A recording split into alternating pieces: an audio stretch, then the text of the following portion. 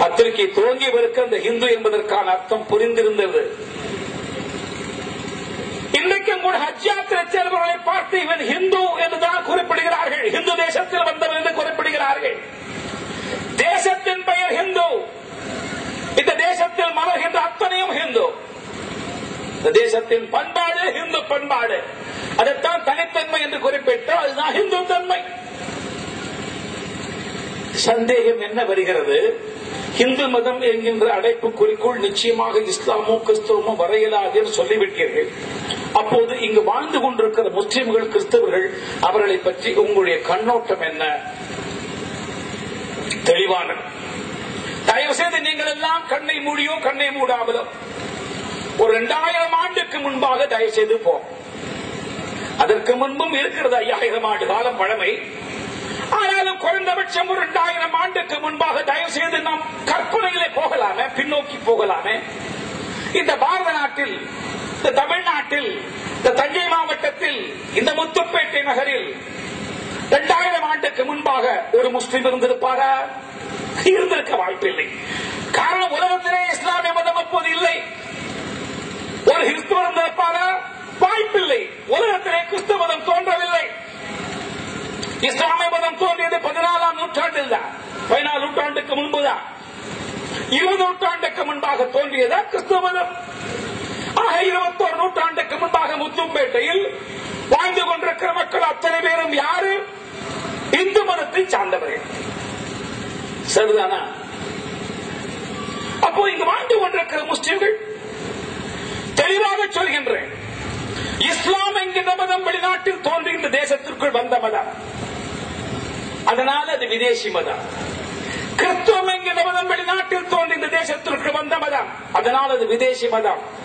ஆனால் முத்துப்பேட்டையில் வாழ்ந்து கொண்டிருக்கிற முஸ்லிம்கள் வெளிநாட்டில் தோன்றி வந்தவர்கள் அல்ல, அவர்கள் நம்மவர்கள்.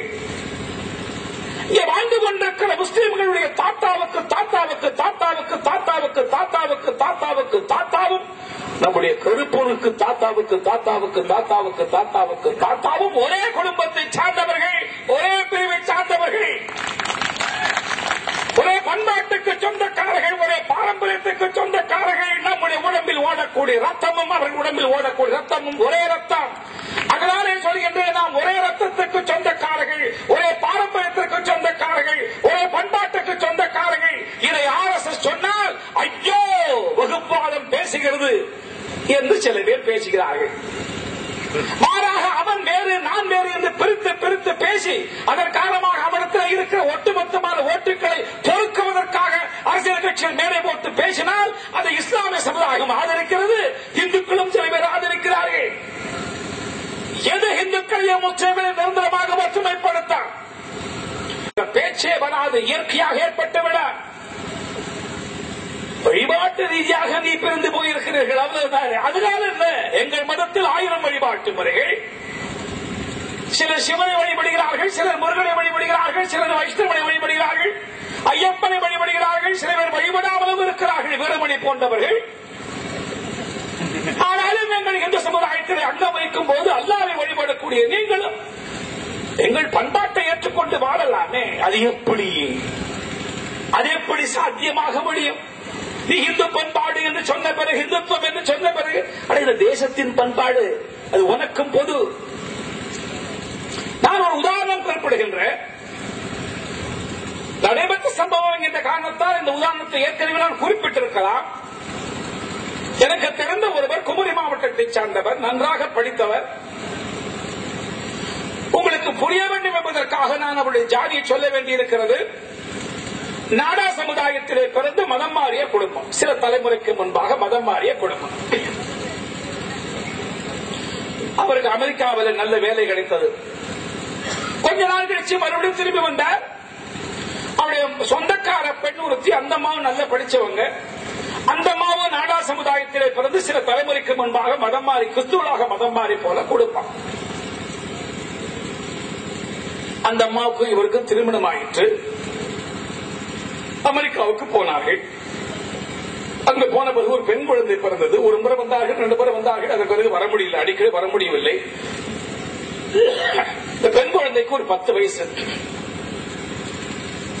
இது அந்த நண்பரே என்று சொன்னதுனால தான் இந்த டயலாக் தெரியும். அப்ப புருஷன் பொண்டாட்டிக்குள்ள பேசுறது எனக்கு எப்படி தெரியும்? இந்த நண்பர்கிட்ட ஒரு நாளைக்கு அந்த மனைவி சொல்றாங்க, எங்க உங்ககிட்ட ஒரு விஷயம் கேட்கணும். நம்ம பொண்ணுக்கு இப்ப 10 வயசுக்கு மேல ஆகுது. அதெல்லாம் புரிஞ்சுக்க நீங்க. நானே இங்க இருக்கிறவங்க எல்லாம் பொறுப்பான குடும்பத்தை சேர்ந்தவர்கள், தகப்பனார்கள், அண்ணன்கள்.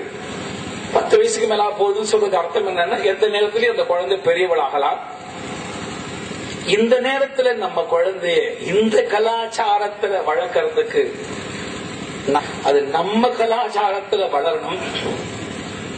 அப்பதான் நமக்கு நிம்மதியா இருக்கணும். நான் இங்க இருந்தா வயிற்று நெருப்பு கட்டிட்டு இருக்கணும். அப்புறம் கொஞ்ச நாள் கழிச்சு ஒரு டிகிரி முடிச்ச பிறகு எவனாவது ஒரு கல்யாணம் பண்ணி கொடுத்தா அவன் பாடு சாதாரணமா எந்த வீட்லயும் அம்மாவும் அப்பாவும் பேசுற டயலாக். இந்த சம்பவம் இருக்கிறது. இதுல என்ன தெரிகிறது?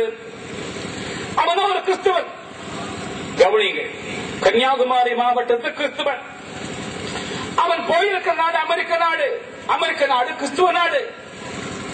அவன் என்ன சொல்லி இருக்க வேண்டும்? நான் ஒரு கிறிஸ்துவன், அமெரிக்கா கிறிஸ்துவ நாடு, நான் அமெரிக்க நாட்டினுடைய பண்பாடு கலாச்சாரம் எப்படி இருக்கிறது என்பதை ஏற்கனவே வர்ணனை செய்து விட்டேன் உங்களுக்கு. ஆக இதுதான் நம்முடைய கலாச்சாரம். எனவே இந்த கலாச்சாரத்தை தான் நாம் ஏற்றுக்கொள்ள வேண்டும் என்றெல்லாம் அவன் சொல்லியிருக்க வேண்டாம்.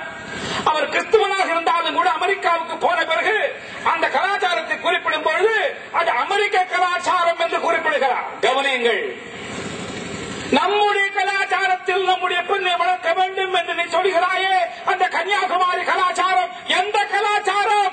இந்து கலாச்சாரம் தானே, இந்த தேசத்தின் பாரம்பரியம் தானே. ஆக இந்த கலாச்சாரம் என்பது கிறிஸ்துவனாக மாறினவனுக்கும் பொது, இஸ்லாமியனாக மாறியவனுக்கும் பொது.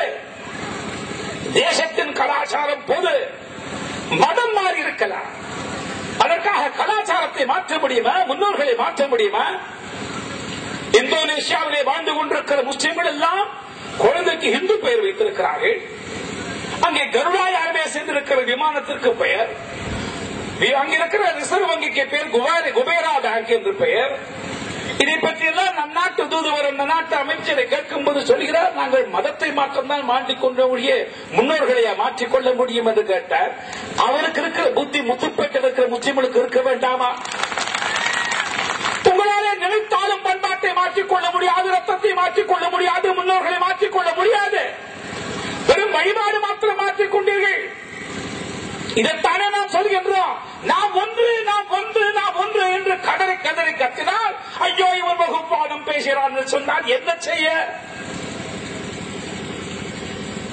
இதுதான் இந்துத்துவம். இந்துத்துவம் என்பது பரந்த மனப்பான்மைக்கு மற்றொரு பெயர். மத சார்பற்ற தன்மைக்கு விரோதமானது இந்துத்துவம் என்று பேசுகிறார்கள் பைத்தியக்காரர்கள். அவருக்கு மத சார்பற்ற தன்மை என்றால் என்ன என்று தெரியாது, இந்துத்துவம் என்றால் என்ன என்று தெரியாது. இந்துத்துவம் என்பதுதான் உண்மையான மத சார்பற்ற தன்மைக்கு மற்றொரு பெயர். இவர்கள் கடைபிடிப்பது போலித்தனமான மத சார்பற்ற தன்மை. உண்மையான மத சார்பற்ற தன்மை எல்லா வழிபாட்டு முறையும் அனுமதிக்கிற தன்மை. இதுதான் இந்த தேசத்திற்கு ஆணி வேராக இருப்பது, ஆன்மாவாக இருப்பது.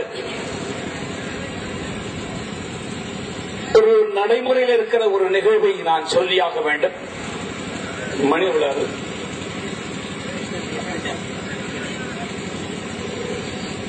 நடைமுறையில் நடக்கிற ஒரு சில விஷயத்தை புரிவதற்காக உங்களுக்கு சொல்லியாக வேண்டும். எனக்கு முன்னால் பேசியவர்கள் சில பேர் கொஞ்சம் கோடிட்டு காட்டினார்கள். இந்த தேசத்திற்கு முதலாக வந்த ஆக்கிரமிப்பு கிரேக்கர்கள், அதன் பிறகு சங்கரர்கள் வந்தார்கள், ஹூணர்கள் வந்தார்கள், முகலாயர்கள் வந்தார்கள், ஆங்கிலேயர்கள் வந்தார்கள். இந்த கிரேக்கர்கள் நம் நாட்டின் மீது படையெடுத்து வந்த பொழுது அலெக்சாண்டர் உலகத்தையே வெல்ல வேண்டும் என்று தீர்மானித்தவன் பாரத நாட்டையும் வெல்ல வேண்டும் என்று வருகிறார். அலெக்சாண்டருக்கு ஒரு குருநாதர், அவன் பெயர் அரிஸ்டாட்டில் என்று பெயர். அந்த அரிஸ்டாட்டில் போய் நான் பாரத நாட்டை வெல்வதற்காக போகிறேன், ஆசீர்வாதம் செய்ய கேட்ட பொழுது அரிஸ்டாட்டில் சொல்கிறார், கதை பெரிய கதை, விரிவா சொன்னால் நேரமாகும். நீ பாரத நாட்டுக்கு சென்றால் அங்கு போய் வரும்பொழுது ஒரு புல்லாங்குழல் கொண்டு வா, ஒரு கீதை புத்தகம் கொண்டு வா, சுவடு ராமாயண சுவடு கொண்டு வா, கங்கை தண்ணீர் ஒரு சொம்புலே கொண்டு வா. அலெக்சாண்டர் சொல்கிறார், நான் ஒரு மாவீரன், மன்னன், நான் ஒரு தேசத்தை அடிமைப்படுத்துவதற்காக போகிறேன், பிடிப்பதற்காக போகிறேன்.